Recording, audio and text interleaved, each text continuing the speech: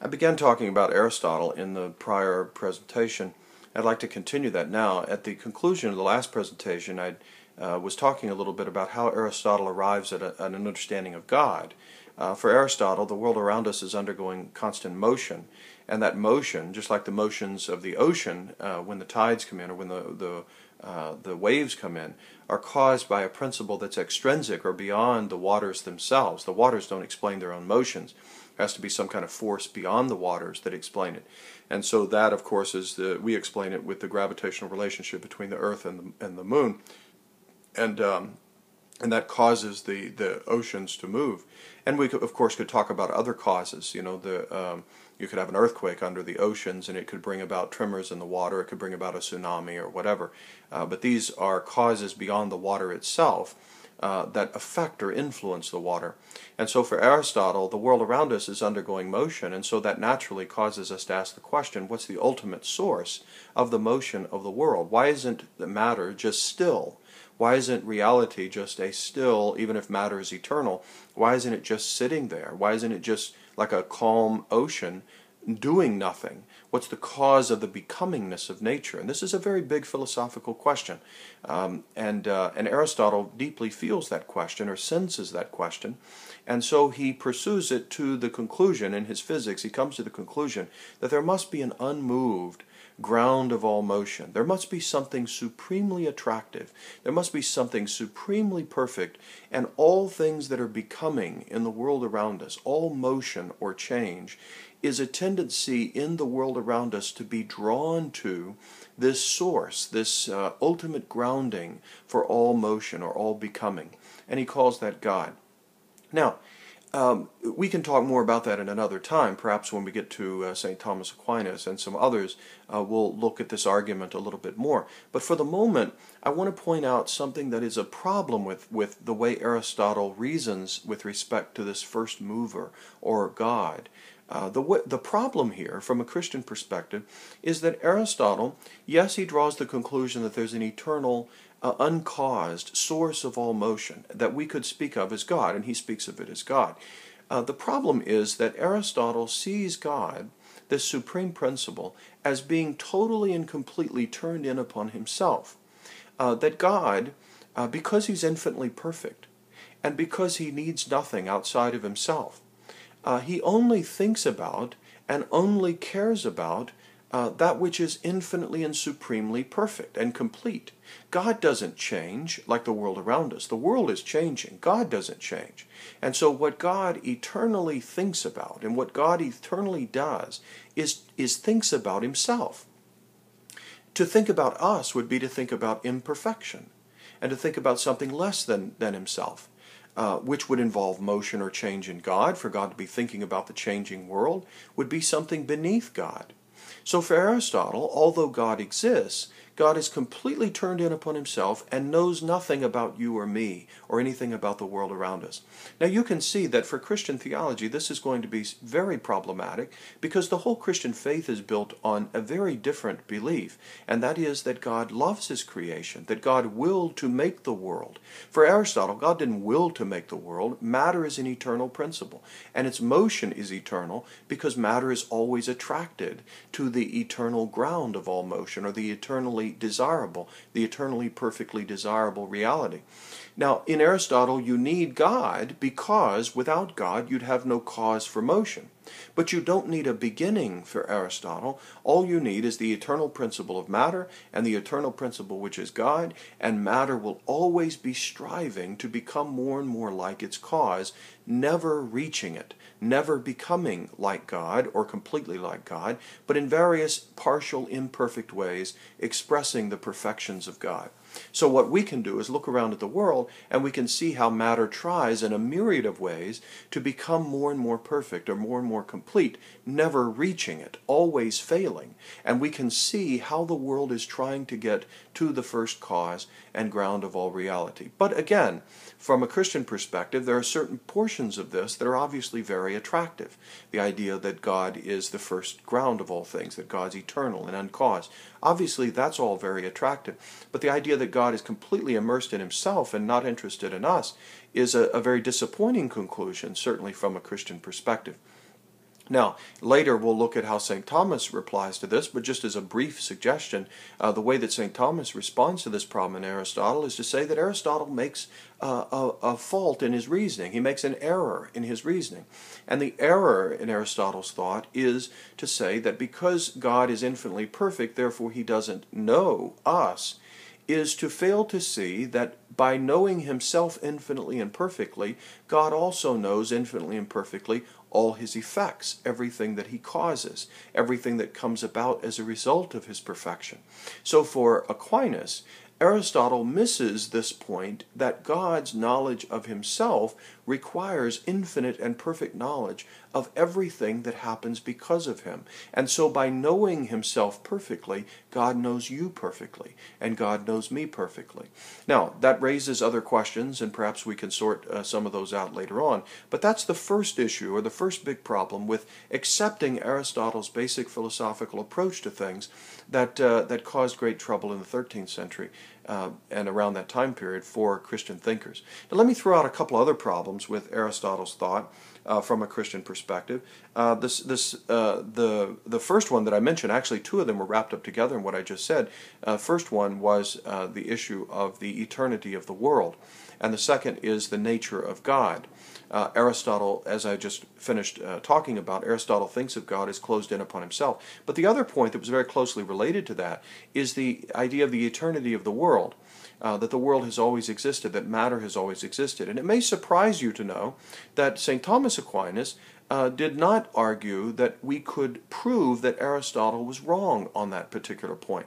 Now there were other Christian thinkers, philosophers and theologians, who argued that Aristotle was wrong about that the motion of matter had to have an absolute beginning, that it could not have been eternal or infinite as far as duration in time. Bonaventure, for example, a great contemporary of St. Thomas Aquinas, argued that the eternity of the world makes no sense. And he presents some very interesting arguments that perhaps we can look at at another time. But St. Thomas Aquinas did not wish to make this an issue of contention with Aristotle. What Aquinas argues is that we simply can't prove from philosophy alone that the world had a beginning. It could have had a beginning. Aquinas thinks that philosophy, or human reason, does not rule out a beginning of time and a beginning of matter, even. Aquinas thinks that that's a reasonable position, but he also thinks that it's possible to reason that the world has always existed, that matter has always existed. It could be that God willed from all eternity that there be becoming, that things be happening beyond himself. So Aquinas simply says that from a Christian perspective, we believe through divine revelation, through Scripture, that the world had a beginning. But Aristotle doesn't have that knowledge, he doesn't have that faith, and so Aristotle argues a position that can be argued through reason, but it is not decisive. You can't prove that it's so, but you could reasonably hold that position. So for Aquinas, he says it's a stalemate on a philosophical perspective. However, even though it's a stalemate, and that you can't prove one position or another, Aquinas does emphasize that the existence of God is necessary in either view. Whether the world is eternal or whether it had a beginning in time, God is needed to explain, to be the ultimate source of the motions of the world. The third issue I'd like to bring up that was problematic with Aristotle from a Christian standpoint was the issue of the human soul. And this caused a great deal of controversy as well. Aristotle takes the position that the soul is the form of a body. Now let me try to explain that briefly. For Aristotle, there are different kinds of souls, and this is very counterintuitive to contemporary English-speaking people. Many people think that the word soul refers specifically and exclusively to what makes human beings different from all of the other things in the world. And so it's very common, for example, for people to say, well, human beings have souls, but other beings don't, like animals, like dogs and cats and cows and so on. They don't have souls. Certainly grass and flowers, they don't have souls. Only human beings have souls. Because we've come to think of soul as that principle in human beings that survives the death of the body. And so when my body dies, my soul lives on. And so it's the soul, it's having the soul, is what allows me to live on. And so if we say that trees have souls, then people in English-speaking context tend to think, well, then what you're saying is that trees survive the death of their matter. And so trees live on, and grass lives on, and flowers live on, and so on. That's not how Aristotle uses the word soul, nor is it the way that St. Thomas Aquinas uses the word soul. For both of these, the soul refers simply to the animating principle of something.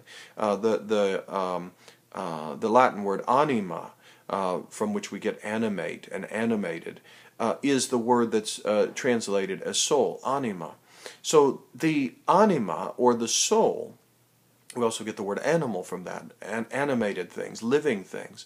The word soul for Aristotle and for Aquinas is a word that refers to the principle of life in things. So anything that's living, the grass, the trees, the squirrels, the dogs, the cats, the cows, and so on, all of these things have soul, or they have anima, or the life principle in them.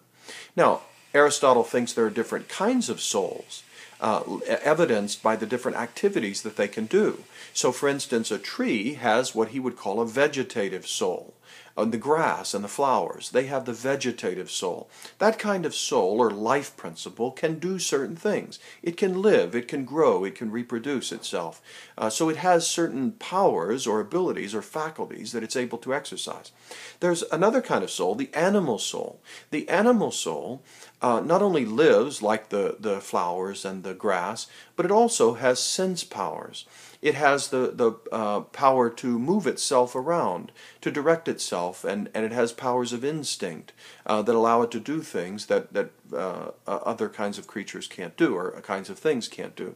So the animal soul, and there's no need to go into all the specifics of this, but people like Aristotle and Aquinas, they take the activities of the vegetative kinds of things, trees and grass, and they compare and contrast those with the kinds of things that animals can do, and they come up with a list of things that are characteristic of each of these kinds of living things or souls. And so they say that there's a vegetative soul, there's an animal soul, and then also there's a third kind of soul, and that is the human soul, or the intellectual soul, we should call it.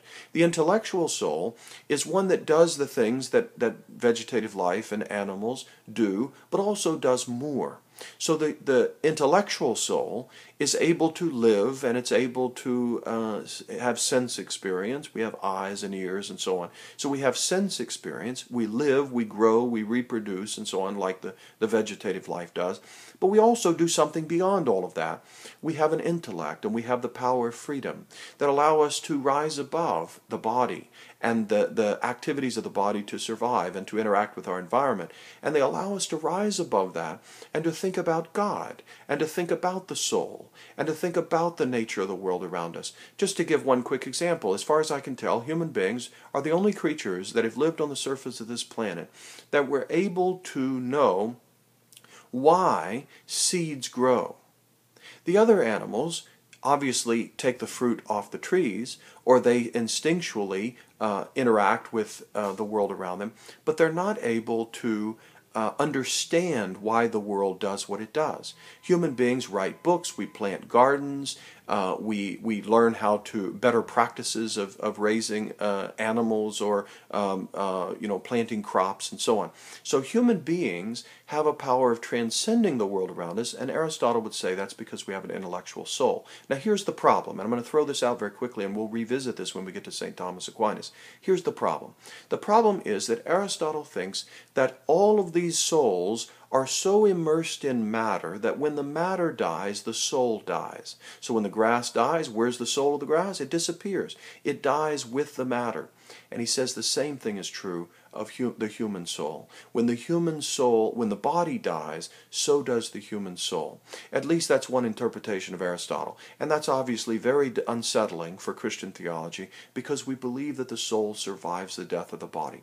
Now what I'll do when we get to St. Thomas is we'll look more specifically at these particular problems and questions, and we'll see how Aquinas answers them. I think he's got very powerful answers to these questions, but we'll have to explore those when we get there.